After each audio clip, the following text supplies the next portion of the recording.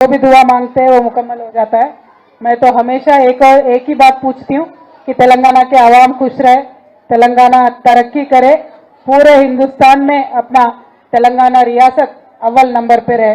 बस एक ही दुआ चलती है। तो मैं आप सबसे भी रिक्वेस्ट करती हूँ कि ये दुआ कीजिए, पूरे रमजान के महीने में अपना तेलंगाना तरक्की करे, आगे बढ़े, हर घर अपने तेलंगाना में खुशहाली से भर जाए।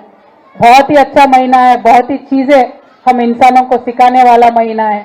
भूख का वैल्यू सिखाता है। जब रोजे रखते हैं तो दूसरों के भूख का एहसास होता है। जब अपने आप को रोकते हैं खाने पीने से तो एक हिम्मत बढ़ती है, एक स्ट्रेंथ मिलती है, एक कैरेक्टर बढ़ता है। तो बहुत ही अच्छा महीना है जो एक कैरेक्टर बिल्डिंग सिखाता है हमको। और बाकी तेलंगाना में आपको पहले से ही मालूम है कि हम हिंदू मुस्लिम सिख ईसाई सारे लोग मिलजुल के एक भाईचारगी के साथ हम लोग यहाँ रहते हैं।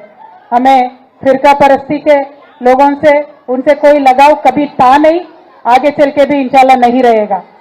क्योंकि आज पूरे हिंदुस्तान में जिस तरीके का एक माहौल बन रहा है, जिस तरीके का एक नफरतवार फिजा खराब करने की कोशिश हो रही है, उसको रोकना हम सबकी भी जिम्मेदारी है।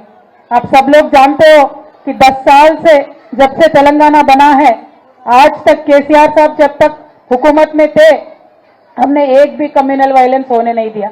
लेकिन 15 महीनों में जब से कांग्रेस सरकार आई है, तब से फिजा बदल गई है।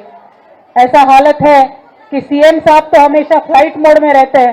वो 40 बार अब तक दिल्ली जा चुके हैं, लेकिन 15 महीनों में यहाँ हर एक महीने में एक दंगा फसादात कहीं ना कहीं हुआ है। उसके बारे में सीएम साहब नहीं बोलते, उसके बारे में सोचते नहीं है, उसके बारे में रिव्यू करते नहीं है। जयनूर जाके आई थी परसों में, आसिफाबाद में जयनूर में दंगे फसादात हुए। बहुत ही बुरी बात है, दर्दनाक बात है। 3-3 महीने तक वहां इंटरनेट बंद था। बहुत घर जले, मसाजिद जले, हिंदुओं के भी जले, मुसलमानों के भी घर जले।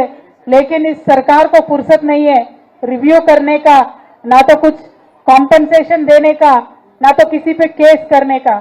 ऐसे लोग जिस भी पार्टी में हो, जो भी नफरत फैलाते हैं, उनको तो इमीडिएटली बंद करके रखना चाहिए। लेकिन सरकार को तो फुर्सत ही नहीं है। क्यों? दिल्ली जाना है हर 15 दिन में एक बार, कुछ भी करना है दिल्ली जाना है। 40 बार 15 महीने में ये सीएम साहब दिल्ली गए हैं। यानी मैं इतना ही आपसे कहना चाहती हूँ कि जो केसीआर साहब के तेलंगाना बनने के बाद जो भी प्रायोरिटीज थे, जो भी सोच थी, वो अब इस सरकार में नहीं है। केसीआर साहब ने सोचा, सबके लिए सोचा, गरीब मुसलमान के लिए भी सोचा, गरीब हिंदू के लिए भी सोचा, गरीब क्रिश्चियन के लिए भी उन्होंने सोचा। इसीलिए जब क्रिसमस आती थी तो हम तेलंगाना एक इकलौते ऐसा रियासत है पूरे हिंदुस्तान में जो क्रिसमस को ऑफिशियली हमने बनाया, क्रिसमस गिफ्ट को हमने ऑफिशियली दिया। उसी लाइन्स पे रमजान को भी हमने ऑफिशियली बनाया, रमजान का तोहफा भी हमने दिया। लेकिन आज के तारीख में कैसा है, सीएम साहब का सिर्फ इफ्तार का दावत मिलता है, तोहफा किसी को नहीं मिलता है। ऐसे हालात है। ठीक है, तोहफा ना मिले, लेकिन बजट में जो पैसे दिए उसमें 25% भी इस सरकार ने खर्च नहीं किया। किसी मुस्लिम यूथ के लिए कुछ नहीं मिला, किसी वुमेन के लिए कुछ नहीं मिला। हमारे जमाने में आप भी जानते हो, बहुत सारे मशीन हमने अपने महिलाओं के लिए बांटा था, हमारे खवातीनों के लिए। आज कैसा हालत है कि एक भी मशीन बटा क्या, आप एक बार सोचो। पोचारम श्रीनिवास रेड्डी साहब बाजार में मिलते ही होंगे आप लोगों को, आके आपके पास ही खुद बिरयानी खाते होंगे और ईद मुबारक बोलते होंगे। उनसे एक ही बात पूछो, साहब आओ, वेलकम, हमारे घर पे आओ, हमारे ही बिरयानी खाओ। लेकिन आपके सीएम साहब को आप सवाल करो, पूछो कि जो माइनॉरिटी बजट है क्यों खर्च नहीं कर रहे हो, जो माइनॉरिटी के स्कीम है आपने क्यों बंद कर दिए, जो तालीम के वास्ते केसीआर साहब ने इंतजाम किए थे, आज के टिमरिस के स्कूल कैसे चल रहे आप खुद जानते हो। हमारे जमाने में कैसे थे, अब कांग्रेस के जमाने में कैसा है। पोचारम साहब से जाके पूछो, साहब आप एडवाइजर हो, कैसे एडवाइस दे रहे हो, किस तरीके के सलाह दे रहे हो, आप पूछो। और एक बात भी है, जैसे तेलंगाना में हम सबके बारे में सोचते, हर एक कौम के बारे में सोचते, आज दिल्ली सरकार में क्या हो रहा है, कैसे बातें चल रही है। बोल रहे कि वक्फ के बारे में एक बिल लेके आ रहे हैं, वो उसको, उस बिल को वो वक्फ बोर्ड जो अमेंडमेंट का बिल है, बीआरएस पार्टी बिल्कुल अपोज करेगी उसको, उसमें कोई भी शक नहीं है। आपके खिलाफ एक भी कदम या सेंट्रल उठाए या स्टेट उठाए, लड़ने के लिए सबसे पहले टीआरएस का बंदा आपके साथ खड़ा होगा। आप इस बात पे कोई शक ना करिए, क्योंकि हम हमेशा आपके साथ हैं, कल भी आपके साथ रहेंगे। हुकूमत में आज रहेंगे, कल नहीं रहेंगे, लेकिन आपके साथ हमेशा हमेशा रहेंगे। क्योंकि जब तेलंगाना बना, केसीआर साहब ने आपसे रिक्वेस्ट किया था कि हमारे साथ सोपत करके देखो, सोना घिस के देखो। आपने सोपत किया, 2 बार हमें हुकूमत में रहने का मौका दिया, तो जितना भी ऊपर वाले ने हमें ताकत दी, हमने उतना काम किया। आगे चल के भी और काम करते रहेंगे, बहुत सारे काम है करने के। आज मैं आ रही थी बांसवाड़े में, तो इतने सारे किसानों ने रोक के मुझे ये बात बोला कि अक्का, पहले D8 केनाल से अच्छा पानी आता था, आज पानी बिल्कुल नहीं आ रहा है। यानी किसान को हमारे बांसवाड़े के पानी नहीं आता है, तो हम सब लोगों को भी उसका झेलना पड़ता है। जो उसका किसान का दुख होता है, पूरा धंधा भी चौपट हो जाता है, रियल एस्टेट भी चौपट हो जाता है, पूरा लाइफस्टाइल ही चौपट हो जाता है। क्या बदला अन्ना?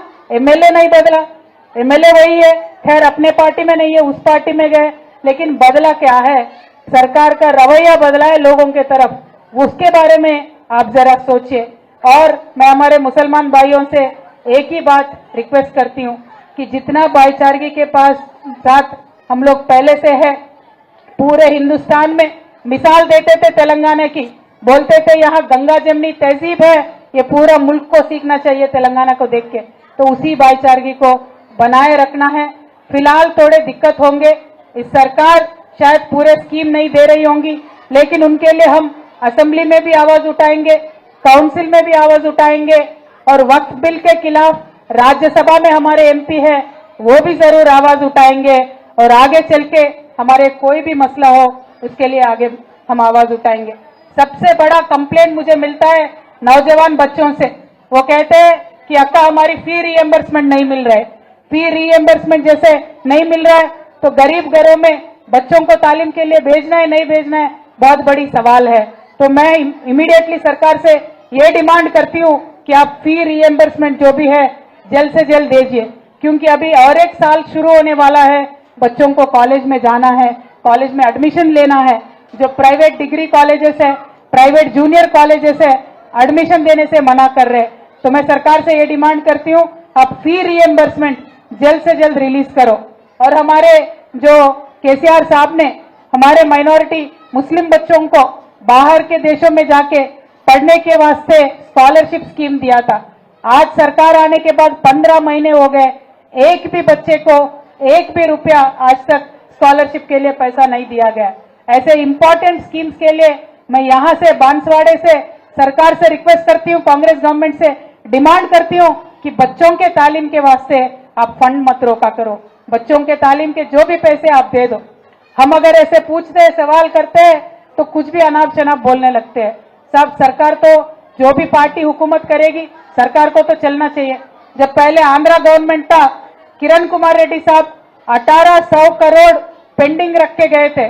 केसीआर साहब हुकूमत करने आए तो पहले क्या क्लियर करे, वो 1800 करोड़ बच्चों के वास्ते, तालीम के वास्ते पहले वो क्लियर करे और बाद में दूसरा काम करे। तो सबसे इंपॉर्टेंट हमारे नौजवान बच्चे हैं, उनके तालीम के वास्ते ये सरकार को डिमांड करना चाहिए। और पोचारम श्रीनिवास रेड्डी साहब से भी मैं डिमांड करती हूँ, आप कांग्रेस में गए, आप एडवाइजर है, आपका कैबिनेट रैंक है, तो आप इमीडिएटली सीएम साहब से बोलो और ये बच्चों के तालीम के वास्ते जो भी पेंडिंग फीस है उसको इमीडिएटली रिलीज करने लगाओ। और हमारे बहनें यहाँ पे है, अगर उनके बारे में मैं नहीं बोलूंगी तो वो तो नाराज हो जाएंगे। हमारे खवातीन जितने भी यहाँ मौजूद है, आप तो जानते हो वोटिंग के टाइम पे, इलेक्शन के टाइम पे कांग्रेस ने क्या बोला कि शादी मुबारक में केसीआर साहब सिर्फ 1 लाख रुपए दे रहे कल्याण लक्ष्मी में, शादी मुबारक में। अगर हम हुकूमत में करने आएंगे तो 1,60,000 रुपए अंडे 1,60,000 रुपए देते, उसके साथ 1 तोला सोने का जेवरात भी देते बोल के बोले थे। मिला क्या किसी को 15 महीने में? किसी को मिला क्या 15 महीने में? अब ये बात जाके हमारे पोचारम श्रीनिवास रेड्डी साहब से पूछो आप, क्यों नहीं दे रहे सोने के जेवरात, क्यों बोले? अगर दे नहीं सकते तो क्यों बोले? अब बोल रहे नहीं, हमें समझ में नहीं आया। अगर समझ में नहीं आया तो हुकूमत में रहने का कोई हक नहीं है। ये बात मैं बताते हुए जितने भी मरकज कमेटी के हमारे बड़े लोग आए हैं उन सबको भी मैं वेलकम करती हूँ। टाइम हो गया क्या ना रोजा? नहीं टाइम है। मरकज कमेटी के एल्डर्स को सारों को वेलकम करती हूँ। और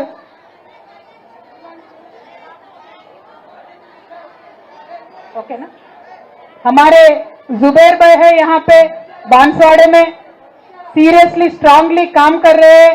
मैं आप सबसे रिक्वेस्ट करती हूँ आप उनका साथ दीजिए। मैं और बाजरेड्डी साहब दोनों भी यहाँ तक हैदराबाद से, और आयशा मैडम, सुमित्रा मैडम, हमारे रजाक भाई, महमूद भाई और हमारे जितने भी यहाँ लीडर्स हैं जो सारे लोग, नहीं मोची गणेश, संपत गौड़, हम सभी लोग बाहर से हैदराबाद से जुबैर भाई को सपोर्ट करने के लिए यहाँ तक आए हैं और वो आगे चल रहे। पहले जब वाइस चेयरमैन भी थे बहुत सारा काम उन्होंने किया, आगे चल के भी काम करने के लिए उनके साथ आप सब चलिए। पार्टी भी उनका सपोर्ट में यहाँ रहेंगे। और बांसवाड़ा में हर बच्चा, हर एक कोई शख्स आज तक मुझे मिला वो एक ही बात बोल रहा है कि अक्का एमएलए साहब गए, हम नहीं गए, हम केसीआर साहब के साथ है। तो ये सुन के मुझे बहुत अच्छा लगा। కోటగిరి ఎక్స్ జెడ్పీటీసీ కిషన్ గారు, ఎంపీపీలు, జెడ్పీటీసీలు చాలా మంది మా అక్క చెల్లెలు ఉన్నారమ్మా. అందరికి కూడా కిషన్ అన్న నమస్కారం. కాన్స్టిట్యున్సీ నుంచి వచ్చినటువంటి మైనారిటీ నాయకులందరూ కూడా ఉన్నారు. తానుబాయి గారు, ఆజిం బాయ్ గారు, అన్న